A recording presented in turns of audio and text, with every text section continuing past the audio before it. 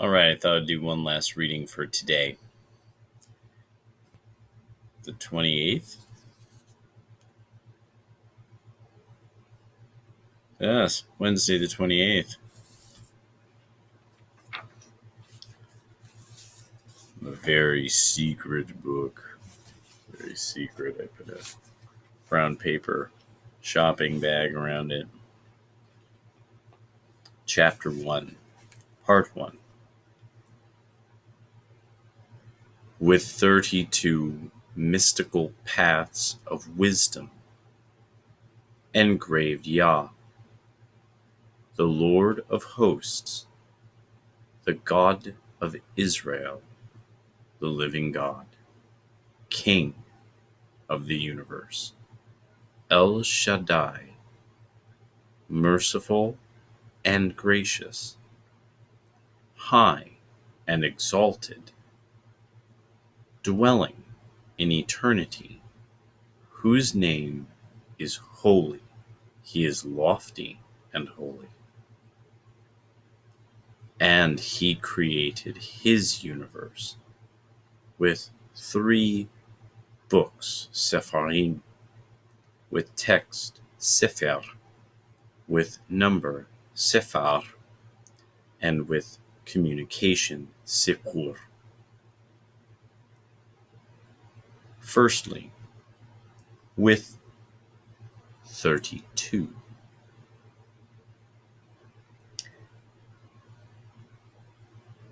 Written by Aryeh, Kaplan. As the next stanza will explain, these 32 paths are manifest as the 10 digits and the 22 letters of the Hebrew alphabet. The 10 digits are also manifest in the 10 Sephirot, which are the most basic concepts of existence. The letters and digits are the basis of the most basic ingredients of creation, quality and quantity. The qualities of any given thing can be described by words formed out of letters, while all of its associated quantities can be expressed by numbers. Numbers, however, cannot be defined until there exists some element of plurality in creation. The Creator himself is absolutely simple, containing no plurality whatsoever. He is the most absolute unity imaginable. Therefore, plurality only came into existence with the advent of creation. Only then could numbers be defined. The first elements of plurality in creation involved the 10 Sephirot. Hence, it was the Sephirot that defined the numbers, and therefore the concept of quantity in general. Most of the Sefer Yetzirah will deal with these 32 paths, as they are manifest in the letters and numbers. The 32 paths themselves, however, will not be mentioned again. The early Kabbalists defined these 32 paths as different states of consciousness. A list of these is given in Appendix 2. According to the Kabbalists, these 32 paths are alluded to in the Torah by the 32 times that God's name, Elohim, appears in the account of creation in the first chapter of Genesis.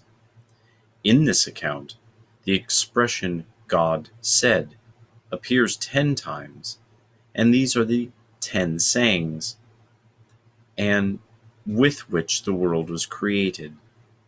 These 10 sayings parallel the 10 Sephirot. The first saying is said to be the verse, "In beginning, God created the heaven and the earth." Even though God said does not appear here, it is implied and understood. The other 22 times that God's name appears in this account then parallel the 22 letters of the alphabet. The 3 times in which the expression God made appears parallel the three mothers. The 7 repetitions of God saw parallel the 7 doubles. The remaining 12 names parallel the 12 elementals. In general, none of the names of God refer to the Creator himself. The Creator is only referred to as Ein Sof, which means the infinite being, or simply the infinite. The name, used in Scripture and elsewhere, merely refer to the various ways through which God manifests himself in creation. The name Elohim, which is used throughout the first chapter of Genesis, refers to the manifestation of delineation and definition. Each of the 32 paths, therefore, served to delineate and define a particular aspect of creation. Man is seen as a microcosm, with each thing in his body paralleling something in the forces of creation. Thus, for example, the 6 days of creation have parallels in man's 2 arms, 2 legs, torso, and sexual organ. This is the significance of the Torah's statement that God formed man in the image of God. Genesis chapter 1, verse 27. Note that the word for God here is Elohim. This is because man's form parallels the structure of the delineating forces that define creation. The Kabbalists note that the 32 paths of wisdom have their parallel in the human nervous system. 31 of these paths then parallel the 31 nerves that emanate from the spinal cord, the 32nd and highest path corresponding to the entire complex of cranial nerves, which are 12 in number. The nervous system serves a double purpose. First, it transmits messages from the brain to all parts of the body, allowing the mind to control the limbs and organs. Secondly, the nervous system transmits information from the various senses to the brain. 4 of the senses, sight, hearing, taste, and smell, come directly from the cranial nerves, which are entirely in the brain. The impulses that come from the lower 31 deal primarily with the sense of touch and feeling. Like the nerves, each of the 32 paths is a two-way street. First, it is the channel through which the mind exerts control over creation. Secondly, however, it is also the path through which man can reach the mind.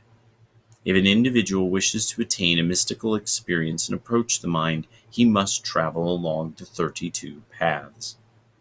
In Hebrew, the number 32 is written Lamed Bet. This spells Lev, the Hebrew word for heart. It is in the heart that the action of the mind is manifest in the body. As soon as the influence of the mind ceases, the heart ceases to function, this being the definition of death. The heart also provides life force to the brain and nervous system. When the heart stops pumping, the nervous system can no longer function, and the mind no longer exerts influence on the body. The heart therefore serves as a causal link between mind and body. It is for this reason that Sefer Yetzirah calls the heart the king over the soul, and also describes the mystical experience as a running of the heart. The Torah is seen as the heart of creation. The first letter of the Torah is Bet, Bereshit, in the beginning. The last letter of the Torah is Lamed, of Israel. Together, these 2 letters also spell out Lev, meaning heart. The 32 paths are contained in the Torah, which is the means through which the mind is revealed. It is also the link between the mind and the physical universe. The Torah is therefore expounded in 32 different ways, as taught by Rabbi Yossi of Galilee. The two letters Lamed and Bet also share another unique distinction. As a prefix, Lamed means two, and Bet means in. The three letters of the Tetragrammaton, Yud, He, and Vav, can also serve as suffixes for personal pronouns. The suffix Yud means me, He means her, and Vav means him.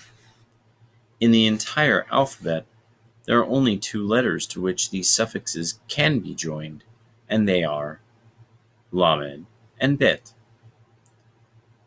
These then spell out the words Li, to me, La, to her, Lo, to him, Bi, in me, Ba, in her, Bo, in him. The two letters Lamed and Bet are the only ones in the entire alphabet which combine with the letters of the divine name in this manner. The number 32 is the fifth power of 2, 2 to the fifth. As the Sefer Yetzirah explains, the 10 Sephirot define a 5-dimensional space. The 32 paths correspond to the number of apexes on a 5-dimensional hypercube. This is not as difficult as it might seem.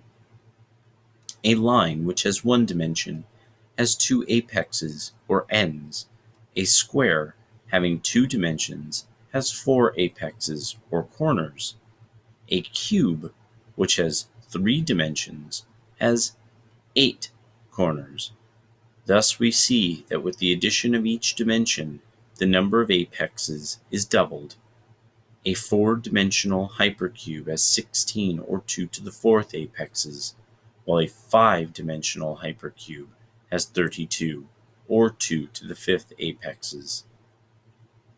The next section is on path, as in the 32 mystical paths. He literally goes sentence by sentence through the whole Sefer Yetzirah, which could fit on about half a page. I highly recommend Aryeh Kaplan's. Kaplan. Sefer Yetzirah. It's extremely valuable, I have found.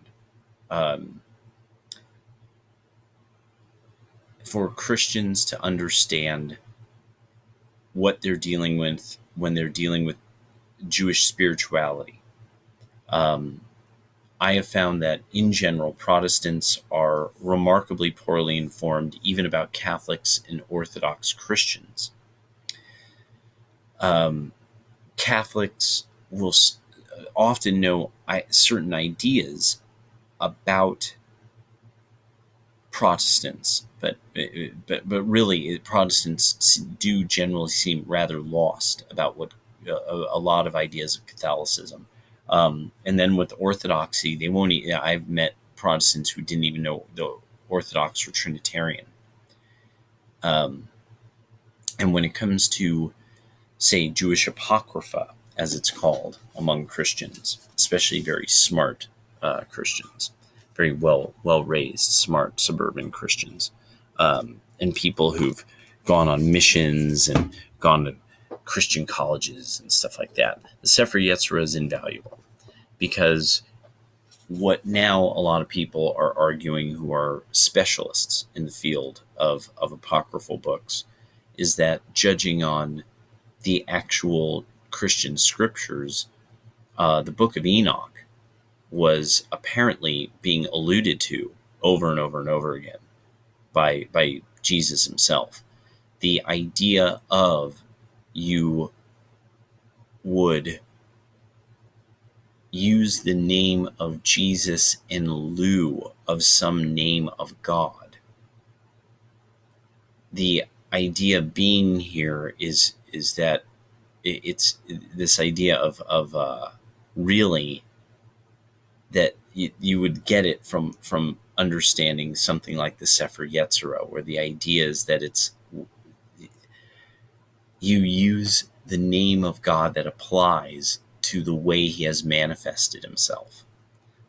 This is the idea. He manifested himself as the Son. The Sefer Yetzirah is where you find the Jewish Trinitarian system. There's the speaker, there is the word, and the word is carried upon the breath. This doesn't, from what I understand, there is no reference like this exactly in the Bible. It is made in the Sefer Yetzirah. This is why Muslim critics, very well-educated Muslim critics of Christianity, they basically sometimes will dismiss Christianity as, well, no, it's a bunch of Kabbalism. It's a Kabbalistic cult. And that where that comes from later in the occult revival is not unfounded. That this has been something that has been understood for quite a long time by various populations. It's just that we have these massive wars every so often, and everybody stops talking about the subject. But since about the 1600s, this has been an idea that has percolated in the European Christian diaspora, and now, and by the 1800s, by the late 1800s, was a widely thought idea that Jesus was actually a Kabbalist by what we would, if we had a definition of his type of ministry. That's what made him so interesting to people. And that some people would say, yeah, because there's a lot of claims of people say some wild stuff, now, and he was some revolutionary, and he was building up a military revolution and stuff, and but if you know that those people are theological idiots, they're not looking at what he must be referring to, and what he's referring to in that tradition is Kabbalistic, and that it looks like he was actually possibly, if in any place in society, he would have been a stoneworker. He would have been he was a tecton. That's not a carpenter. He was a stoneworker who was working on the temple, because it's a temple. This isn't just slaves just hammering away at stone. These are specialized people. The stones are placed on auspicious days and in auspicious ways, because the temple has to be placed a certain way. It's a mathematical thing. Going back to Babylon, and if you looked into the Babylonian Talmud, there's a Jerusalem Talmud and a Babylonian Talmud. Well, Galilee was heavily influenced by the Egyptian and Babylonian Jewish communities. And Jerusalem would have been sort of the big city Jews, and they would have been sitting there going, we're from Jerusalem, what do you have to say? And if you think about it, think about with the stories from the New Testament, it makes sense. He comes riding in on a donkey. Well, I mean, he could have been walking in the countryside of Galilee. Hey, I've got a donkey. Sweet. He's from the roughneck parts he's from the backwoods. And the idea is these people are like, no, this is the legit deal. This guy's from the backwoods. He can do the water into wine miracle. That wasn't abnormal. People turned stuff into other stuff in those days. But the idea is he was a Jew who did that. That's not a Jewish thing. I mean, Jews did magical stuff. They would fly around and stuff like that, and levitate, and all that business. Saints and stuff would appear around them. Moses would hang out with them and stuff. That wasn't crazy. That wasn't the weirdest stuff in the world. Turning water into wine. These various things that they weren't. These aren't normal miracles for the Middle East. These are miracles from other religions. And so there's some people who now posit, they're like, no, this was probably a very elaborate ritual, and we just don't understand it. And he knew how to do it. Like, and people were like, whoa, you're like the real deal. Like, you know, like everything.